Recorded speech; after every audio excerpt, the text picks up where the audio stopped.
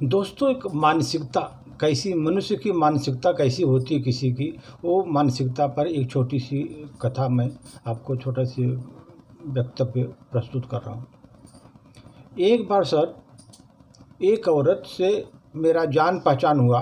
वो मेरी कविताओं से बहुत प्रभावित हुई और वो हमको अपने घर भोजन के लिए निमंत्रण दिया। मैंने एक बार तो ना बोल दिया, दूसरी बार भी ना बोल दिया, लेकिन बहाना बना दिया भाई नहीं आ पाऊँगा। लेकिन तीसरी बार मैं उसको मना नहीं कर सका, क्योंकि उसका प्रेम इतना अच्छा था, तेज था कि उसने हमको बोला नहीं, इस बार तो आपको हमारे यहाँ भोजन करना ही पड़े घर पर। मैं सर गया उसके साथ भोजन करने के लिए।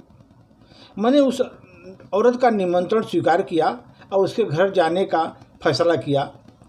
औरत के घर भोजन के लिए मैं चल पड़ा। अब औरत अपने साथ गांव ले जाने लगी, अपने साथ में। रास्ते में लोगों ने औरत के साथ मुझे देखा तो आश्चर्यजनक तरीके से मुझे देखने लगे, अरे कौन आदमी है। तभी एक आदमी मेरे पास आया और धीरे से मेरे कान में बोला कि आप इस औरत के साथ कैसे और इसके साथ कहाँ जा रहे हैं, कुछ पता भी है आपको इस औरत के बारे में। तब मैंने बताया कि मैं इस औरत को बार बार निमंत्रण के बाद भी, इसने हमको बार बार निमंत्रण दिया आने के लिए, भोजन के लिए, इसके घर के लिए भोजन के लिए जा रहा हूँ। इस बार मैं इसके घर पर भोजन के लिए जा रहा हूँ। यह जानने के बाद उस व्यक्ति ने मुझसे कहा कि आप इस औरत के घर न जाए, इससे आपकी अत्यंत बदनामी होगी, क्योंकि यह औरत चरित्रहीन है। यह सुनने के बाद कुछ देर शांत रहा और रुका नहीं, मैं चलता ही रहा उस औरत के साथ घर की तरफ। कुछ देर में यह बात जंगल में आग की तरफ फैल गई। पूरे गांव में जंगल में आग की तरफ फैल गई। आनन फानन में उस गांव का मुखिया दौड़ता हुआ आया, मेरे पास आ गया और उस औरत को यहाँ न जाने का मुझसे अनुरोध करने लगा। विवाद की स्थिति उत्पन्न होता देख मैंने सबको शांत रहने के लिए, भाई शांत रहो।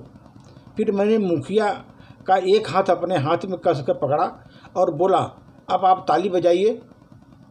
मुखिया को बोला, अब आप ताली बजाइए। मुखिया बोला, एक हाथ से भला कैसे ताली बजेगी। इस पर मैंने मुस्कुराते हुए बोला, जैसे एक हाथ से ताली नहीं बज सकती तो अकेली औरत ये चरित्रहीन कैसे हो सकती है। इसको आप लोग चरित्रहीन पूरे गांव में बना के रखे हैं, ये चरित्रहीन कैसे हो सकती है। मुखिया, क्या तुम जानते हो असली चरित्रहीन कौन है? तो सुनो, और आप सभी लोग सुनो। जब तक एक पुरुष एक स्त्री को चरित्रहीन बनने पर बाध्य न कर दे, जब तक एक पुरुष एक स्त्री को चरित्रहीन बनने पर बाध्य न करे, वह स्त्री कभी चरित्रहीन हो ही नहीं सकती।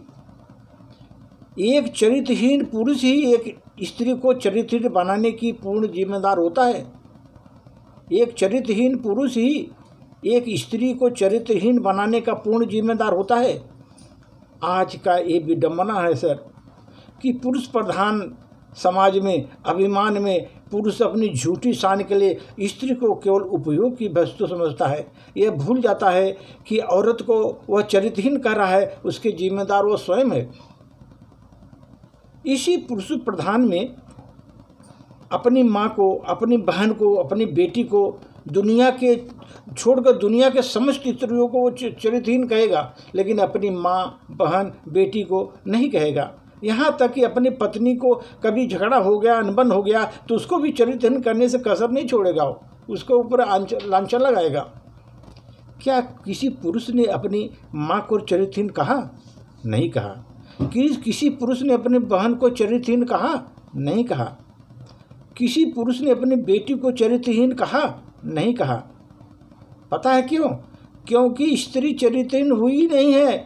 वह पुरुष जब अपने स्त्री का हारता हुआ पाया, स्त्री को हारता हुआ पाया, तब तक उसने पहला वार स्त्री के चरित्र पर ही किया, उसके चरित्र पर ही वार किया।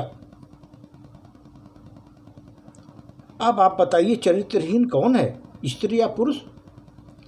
अगर आप पुरुष हैं इसको पढ़ करके आप जवाब दीजिए।